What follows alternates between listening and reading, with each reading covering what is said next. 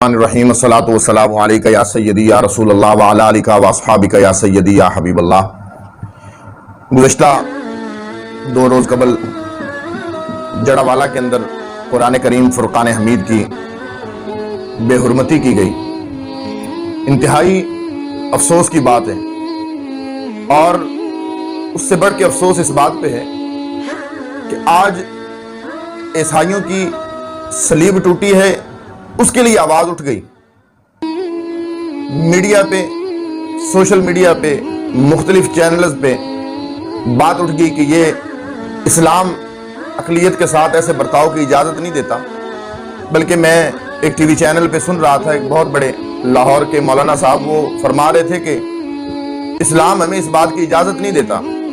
آج ہم مسیح برادری سے معذرت خواہ ہیں، لیکن دکھ اس بات کا ہے کہ اگر پہلی بات تو یہ ہے کہ ملک پاکستان میں قرآن کریم فرقان حمید کا اگر تقدس پامال ہوا تو کس وجہ سے ہوا؟ کیوں قرآن کریم کا تقدس پامال کیا گیا؟ اتنی جرت کیوں کی انہوں نے؟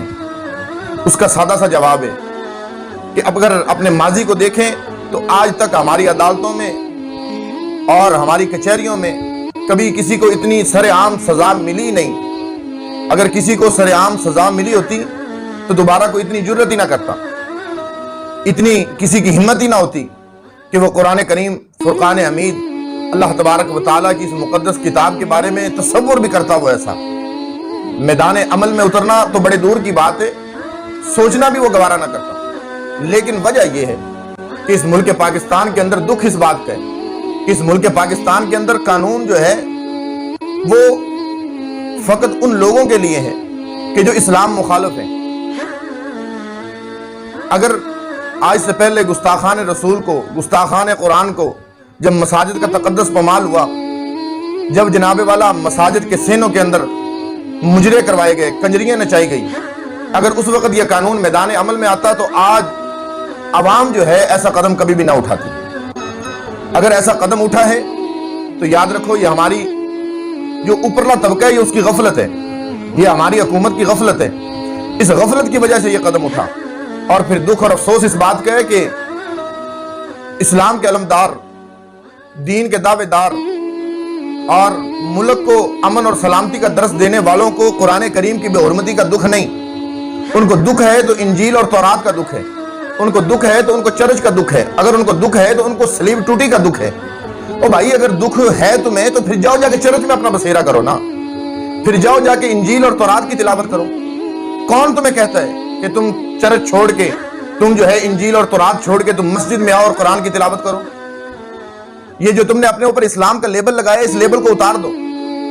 کوئی ضرورت نہیں اسلام کو ایسے لوگوں کی۔ ہاں مانتے ہیں کہ جیسے قرآن کریم اللہ کی مقدس کتاب ہے، انجیل اور تورات بھی مقدس کتاب ہے، اس کا ادب اور احترام ہم مسلمانوں پر لازم ہے۔ اس بات سے کوئی بھی انکار کرنے کی جرت نہیں رکھتا، لیکن یار ان کی پیروی کرنے سے پہلے تم اپنے قرآن کریم کا تقدس تو محفوظ کر لو، پہلے اپنے قرآن کو تو سنبھال لو۔ وہ جب ہم اپنے قرآن کی حفاظت کر لیں، جب ہم اپنے قرآن کو جو ہے اپنے قرآن کے بارے میں قانون پاس کروا لیں، اس قانون پہ عمل درآمد کروا لیں، پھر ہم کسی اور کی طرف دیکھیں۔ اس کی تو وہ مثال ہے کہ ایک آدمی کے پاس اپنے رہنے کے لیے مکان نہیں، اور وہ جناب والا پورے شہر کو مکان دینے کے لیے نکل پڑا، تو بھائی تو پہلے اپنے رہنے کے لیے تو مکان بنا۔ اس لیے دوستو قرآن کریم فرقان حمید کا معاملہ کو عام معاملہ نہیں۔ میں اکثر ایک بات عرض کرتا ہوں کہ کسی گھر کے اندر نا کوئی ایسا معاملہ درپیش آ گیا، تو عموماً ہوتا یہ ہے کہ جب کوئی ایسا معاملہ پیش آئے، جب کوئی گھر کے اندر مصیبت، کوئی پریشانی، کوئی تکلیف، کوئی بیماری آئے، تو ہماری سوچ ایک ایسی بن چکی ہے کہ ہم دوڑتے ہیں کہ جی ہم پہ کسی نے جادو کیا ہے، کسی نے تعویذ ڈالے۔ تو جب انہوں نے اپنے پیر صاحب سے، اپنے علامہ صاحب سے بات کی تو میں موجود تھا، وہ مرد واقعی مرد تھا، اس نے جواباً ایک ہی جملہ ارشاد فرمایا، فرمانے لگے کہ تمہارے گھر میں قرآن کریم موجود ہے؟ جواب دیا جی۔ فرمایا قرآن کریم کو لاؤ۔ جب قرآن کریم کو لایا گیا تو قرآن کریم کے غلاف کے اوپر گرد و غبار جمی ہوئی تھی، اس کی آنکھوں میں آنسو آ گئے۔ فرمانے لگے بھائی دیکھ، جس گھر کے اندر قرآن کریم 2 جہانوں کا سردار ہے، اس کے اوپر گرد و غبار جم جائے، اسے پڑھنے والا کوئی نہ ہو، اسے سنبھالنے والا کوئی نہ ہو، اس کی حفاظت کرنے والا کوئی نہ ہو، وہ گھر آباد کیسے ہو سکتے ہیں؟ تیرے گھر کے اندر بربادی کی اصل وجہ یہ کہ تو نے قرآن کریم کو پسے پشت ڈال دیا، تو نے قرآن کریم کا ادب اور احترام نہیں کیا۔ تو میرے دوست، قرآن کریم کا ادب اور احترام یاد رکھو احتجاج کرنے سے نہیں ہے۔ قرآن کریم کا ادب اور احترام جو ہے ہم اٹھ کے میدان عمل میں نکل آئیں، اپنے ہی ملک کی توڑ پھوڑ کر دیں، اپنے ملک کو نقصان پہنچائے، اپنے لوگوں کو جناب جی اپنے لوگوں کی جانوں کو ضائع کریں، اس کا حل یہ نہیں ہے۔ اس کا حل یہ ہے کہ قرآن کریم کو ہم اپنے سینے سے لگائیں۔ محبوب کریم علیہ الصلوۃ والسلام نے چیز کی حفاظت کا ذمہ کس کو دیا کہ اپنی چیز کی تو خود ہی حفاظت کر، جب تو حفاظت کرے گا تو اگلا نہ چوری کرے گا نہ وہ چور بنے گا۔ اس لیے قرآن کریم کو ہم اپنے سینے سے لگائیں، قرآن کریم کی تلاوت کریں، اپنے بچوں کو قرآن پڑھائیں تاکہ ہمیں پتہ چلے قرآن ہمیں کہتا کیا ہے اور قرآن کا ادب اور احترام کیا ہے۔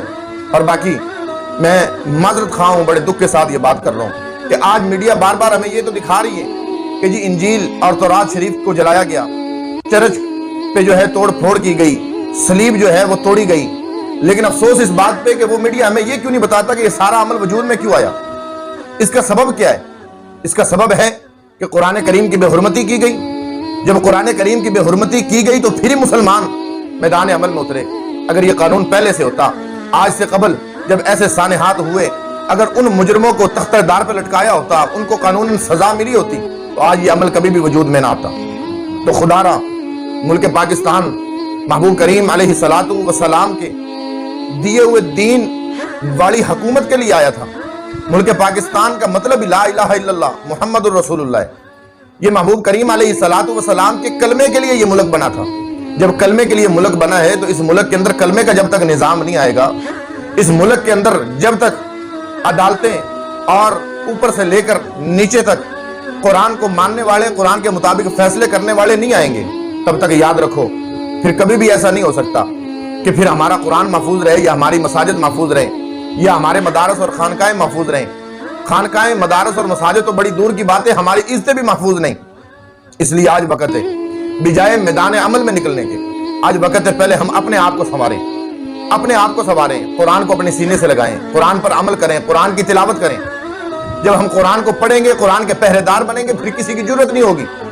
اور جب تک ہم قرآن کے پہرے دار بننے کے بجائے قرآن کے باغی رہیں گے، تب تک پھر ایسے عمل، چاہے سویڈن ہو یا کوئی اور ملک ہو یا ملک پاکستان ہو، پھر ایسے عمل وجود میں آتے رہیں گے۔ اس لیے کلندر لاہوری علامہ اقبال رحمۃ اللہ تعالیٰ علیہ، آپ نے فرمایا نا، منہ دیکھ لیا آئینے میں پر داغ نہ دیکھا سینے میں، جی ایسا لگایا جینے میں مرنے کو مسلمان بھول گئے۔ ہمیں سویڈن اور وہ لوگ بے حرمتی کرتے تو نظر آتے، لیکن جو دن رات مسلمان کلمہ پڑھنے والا قرآن کریم کی بے حرمتی کر رہے، یہ قرآن کی بے حرمتی نہیں تو اور کیا ہے کہ قرآن سالہ سال گزر کے کبھی ہم نے پڑھا نہیں، کبھی ہم نے قرآن کو دیکھا نہیں۔ ہماری شادی، ہماری بیاہ، ہماری فوتگی، ہماری ہر چیز قرآن کریم کے مخالف، اس سے بڑی قرآن کریم کی بے حرمتی کیا ہوگی؟ جب ہم نے اپنی زندگیوں سے قرآن نکال دیا تو پھر غیروں نے تو اس قرآن پہ حملہ آور ہونا ہی ہونا ہے۔ اس لیے خدا را پہلے نمبر پہ ہم اپنے آپ کو قرآن کریم کے سپرد کریں، اپنی زندگی کو قرآن کریم کے مطابق ڈھالیں، اور اپنے بچوں کو لاکھوں روپے لگا کر دنیاوی تعلیم دینے کے بجائے قرآن کریم فرقان حمید کی تعلیم دیں۔ اور جب ہم یہ تعلیم اپنے بچوں کو دیں گے، خود ہم قرآن کے محافظ بنیں گے، ہماری آنے والی نسلیں قرآن کی محافظ بنیں گی، پھر کسی کی کیا ضرورت کہ وہ قرآن کریم فرقان حمید کی طرف میلی آنکھ سے بھی دیکھ سکے۔ اور دوسرے نمبر پہ حکومت پاکستان سے میں یہ التجا کرتا ہوں کہ وہ ان مجرموں کو کیفر کردار تک پہنچائے۔ میں اس بات کا قائل نہیں، میں یہ بات کبھی بھی نہیں کہتا کہ جنہوں نے چرچ پر اور صلیب پر حملہ آور ہوئے، جنہوں نے زبور اور انجیل شریف کی بے حرمتی کی، ان کو معاف کیا جائے، ان کو بھی کیفر کردار تک پہنچایا جائے۔ لیکن ان کو کیفر کردار تک پہنچانے سے پہلے جنہوں نے قرآن کریم فرقان حمید کی بے حرمتی کی، ان کو کیفر کردار تک پہنچایا جائے، تاکہ باقی کلمہ گو مسلمانوں کے سینہ ٹھنڈا ہو، ان کو پتہ چلے کہ یہ ملک پاکستان ایک اسلامی ملک ہے۔ اس ملک کے اندر ہمیں میدان عمل میں اترنے کی ضرورت نہیں، ہماری حکومت اس کے لیے کوشاں ہے۔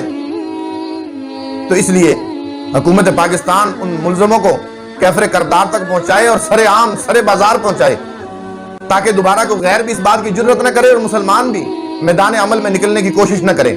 میدان عمل میں تب بھی نکلا جاتا ہے جب لوگ مایوس ہو جاتے ہیں، جب ان کو کوئی رستہ نظر نہیں آتا، اس وقت وہ میدان عمل میں نکلتے ہیں۔ جب ان کو کوئی رستہ نظر آئے میدان عمل میں نکلنے کے لیے، ہماری حکومتیں جناب جی دن رات کوشاں ہوں، تو پھر کوئی بھی اپنے بچوں کو چھوڑ کے، اپنا گھر بار چھوڑ کے میدان عمل میں نہیں نکلتا، پھر ہر بندہ اپنے کام میں لگائے۔ ان کو اس بات کا علم ہے کہ ہماری حکومت اس بات کے لیے تیار ہے۔